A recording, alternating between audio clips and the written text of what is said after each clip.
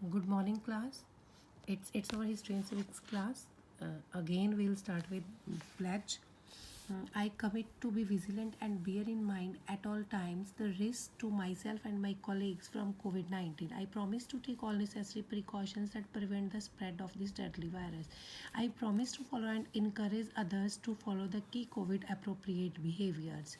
To always wear a mask, face cover, especially when in public places. To maintain a minimum distance of 6 feet from others. To wash my hands frequently and thoroughly with soap and water. Together we will win this fight against COVID 19. So, by taking this pledge, we will start a chapter. We have already discussed up to sources of Harappan civilization कि Harappa civilization से कौन कौन से sources मिलते हैं. These are buildings, pottery, seals, toys, weights and measures, ornaments, tools and weapons. These are the sources of Harappa civilization and we'll discuss in this chapter also. Next, the extent of the Harappan civilization. Extent of Harappan civilization. ठीक है क्या कि कहाँ से कहाँ तक जो Harappan civilization है. You can see the picture. It's a picture of Harappa civilization. का एक पिक्चर दिखाई दे रही है. इससे हमें पता चल रहा है कि उस टाइम बिल्डिंग्स कैसी थी ना, कहाँ से कहाँ तक वो फैला हुआ है, पूरा एरिया दिखाई दे रहा है. तो Harappa civilisation extended over 16 kilometre from Harappa से लेकर मोहनजोदड़ो तक इसका एक्सटेंड कहाँ तक है, 16 किलोमीटर तक फैला हुआ है, जिसमें क्या आता है कराची, लोथल पोर्ट्स, कोट डिग्गी, चनाउदारो एंड सतकंगादोर, ऑल ये सारे कहाँ है, पाकिस्तान में. And Kalibangan, Ropar, Alamgir, Kotla Nihang, Sanghol, Mithal, Banawali, Lothal and Rupnagar. Recently another site at Dholavira in Punjab in India has been found. तो ऊपर वाले तो इस सारी सिविलाइजेशन में आते ही है. तो एक न्यू साइट मिली है जिसका नाम है धोलावीरा. वो कहाँ है, पंजाब में. The civilisation included some of the lands covered by river Sutlej, Ravi, Beas, Chenab, Jhelum and Indus. तो क्या है कि सिविलाइजेशन में कुछ जो है लैंड्स इन रिवर्स की भी आती है, सतलुज की, रवि की, व्यास की, चेनाब की, झेलम की and Indus की. As civilization extended on Indus River bank or in Indus River Valley, so it was called the Indus Valley civilization. As Harappa was the first site that was excavated, it has come to be known as Harappan civilization. तो क्या है कि ये civilization है वो Indus river bank के पास से मिली थी, इसलिए इसका नाम इंडस वैली सिविलाइजेशन है. क्योंकि इस जो सबसे पहले इसका विलेज एक्सकवेटेड हुआ था, मिला था, जिसके हमें सोर्सेज मिले थे, वो विलेज हड़प्पा था.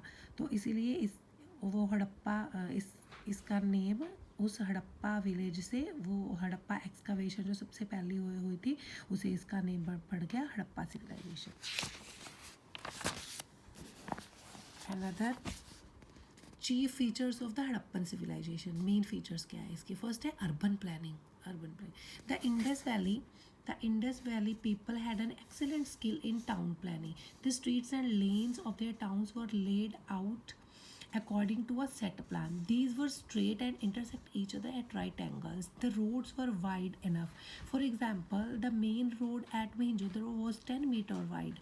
Even small lanes were not less than 4 meters wide. Streets and lanes had rounded corners so that a heavy cart could take an easy turn. The streets were paved with fire-burnt bricks. There were covered drains running under them. There were lamp posts at regular distance for street lights in every street and lane. I think it's too much easy to understand and explain some things कि क्या Indus valley people है वो बड़े उनमें बड़ी skill थी, excellent skill थी town planning के लिए. दिस जो टाउन्स थे उस टाइम के, उसकी जो स्ट्रीट्स थी, ठीक है, वो एकदम सेट प्लान के थ्रू बनी हुई थी. उस जो these were straight and intersect each other at right angles. जो रोड्स थे वो एकदम स्ट्रेट थे और राइट एंगल से एक दूसरे से मीट करते थे. रोड्स वर वाइड इनफ और रोड्स बड़े वाइड थे, खुले थे. Main road at Mohenjodaro was 10 metre wide. जो मोहिंजोदड़ो का मेन रोड वो 10 मीटर वाइड है. You can see the picture of main roads of the Indus valley civilisation were very wide. Picture भी देख सकते हो. ठीक है. तो the streets were paved with fire burned bricks. तो स्ट्रीट्स थी वो पक्की हुई ईंटों के साथ बनी हुई थी. They were covered drains running under them. तो अंडरग्राउंड ही ड्रेनेज सिस्टम था. There were lamp post at regular distances for street lights in every street and lane. हर एक लाइन में, हर एक स्ट्रीट में स्ट्रीट लाइट्स भी थी. ड्रेनेज सिस्टम, तो उस टाइम का ड्रेनेज सिस्टम कैसा था?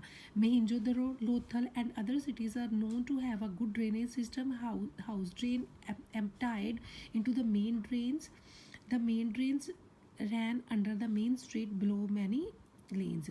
तो Mohenjodaro, Lothal and other cities are known to have तो कहा जाता है कि उसमें बड़ा अच्छा ड्रेनेज सिस्टम था.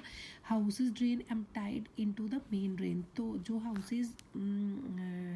हाउस के वो जो ड्रेन थे उसको मेन ड्रेन में निकाला जाता था. The main drains ran under the main street below many lanes. तो जो द मेन ड्रेन्स थे वो गलियों में अंडरग्राउंड डाले हुए थे. That is a picture of drainage system. All the drains were covered with brick or stones. Inspection main holes were provided at regular distances. Refuse or dirt was not allowed to be thrown into the drain. There was a soak pit in the drain of every house. Water supply was also good. Hygienically भी वो अच्छे थे. ठीक है. Harappa civilisation people. तो drainage system बड़ा अच्छा था. वो हर एक ड्रेन कवर किए हुए थे स्टोन के साथ. तो कोई भी डर्ट उसमें आता नहीं था क्योंकि उसको प्रॉपर कवर किया हुआ था. ठीक है. Water supply was also. तो वाटर सप्लाई भी अच्छी थी in the time of in Harappa civilization. Buildings and houses. तो buildings and houses कैसे थे? ठीक है. The houses of the Indus Valley had built three categories of buildings, namely the large buildings, the public bath and the people's dwelling houses. तो तीन तरह की houses building बने हुए थे. एक तो पब्लिक बाथ, पब्लिक के बात के लिए. द पीपल्स एक ड्वेलिंग हाउस मीन्स बड़े बड़े शानदार हाउसेस थे. और एक थे लार्ज बिल्डिंग्स, बड़ी बड़ी बिल्डिंग्स वाले. तो कैटेगराइज वो बिल्डिंग्स कैसी थी? The large buildings, the public bath and the peoples dwelling house. बड़ी बड़ी बिल्डिंग्स थी. पब्लिक बाथ मतलब कि पब्लिक बाथ मीन्स कि नहाने के लिए पब्लिक बाथ बने हुए थे. And the peoples dwelling house, और ड्वेलिंग हाउसेज भी थे अच्छे बड़े शानदार घर भी थे. The cities of Mohenjodaro and Harappa were divided into two parts. Part one of the city was built on a raised ground and it was called the citadel. तो कहते हैं कि जो मोहिंजोदड़ो एंड हड़प्पा सिटीज़ थी इनको आगे टू पार्ट्स में डिवाइड किया था. एक पार्ट वो था जो नॉर्मल ग्राउंड से थोड़ा ऊंचा था, रेज्ड ग्राउंड थी, उसको सिटाडेल बोलते थे. It had large public buildings such as granaries, workshop, assembly halls and the factories. वो तो वहाँ सिटाडेल में क्या था? पब्लिक बिल्डिंग्स थी, ग्रेनरीज जी आगे पढ़ेंगे हम. ठीक है. Workshop, assembly halls and factories बनी हुई थी वो लार्ज उसमें सिटाडेल में. Part 2 of the city was on the lower side which was used to build houses. तो दूसरा पार्ट जो था सिटी का वो लोअर साइड में बना हुआ था, थोड़ी नीवी जगह पे. तो उसको यूज टू बिल्ड, वहाँ क्या थे? लोगों के घर थे. तो फर्स्ट है the great granaries. The great granaries at Harappa was the most important building in the citadel. It was also largest, measuring 61.5 meter long and 15.5 meter wide. Similarly, the largest building in Mohenjo-daro was also a granary which was 46 meter long and 15 meter wide. View of the great granaries. ठीक है. तो जो granary थी वो अनाज रखने के लिए स्पेस ना, ग्रेन क्या होता है? अनाज.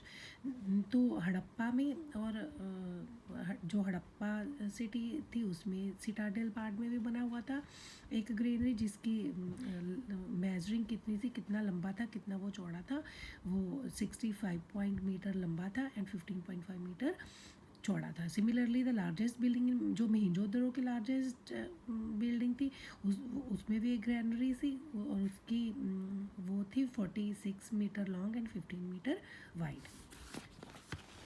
Next we have, you can see the picture only. The burnt bricks were used for construction water well at Lothal. Lothal में क्या हो रहा था, फायर ईंटें बनाने वाला फायर बर्न्ट ब्रिक्स है, ठीक है, जो construction water well at Lothal, इस जो वाटर वेल के लिए यूज़ की गई है ब्रिक, फायर बर्न्ट ब्रिक्स। इसे पता चल रहा था कि उस टाइम जो ब्रिक्स थी वो फायर बर्न्ट ब्रिक्स यूज़ होती थी, ठीक है। So in the next class will continue with the great public bath at Mohenjodaro, ठीक है। So our class is only up to this much. In the next class will come with this new topic, the great public bath at Mohenjo-daro. So with this, goodbye to all of you.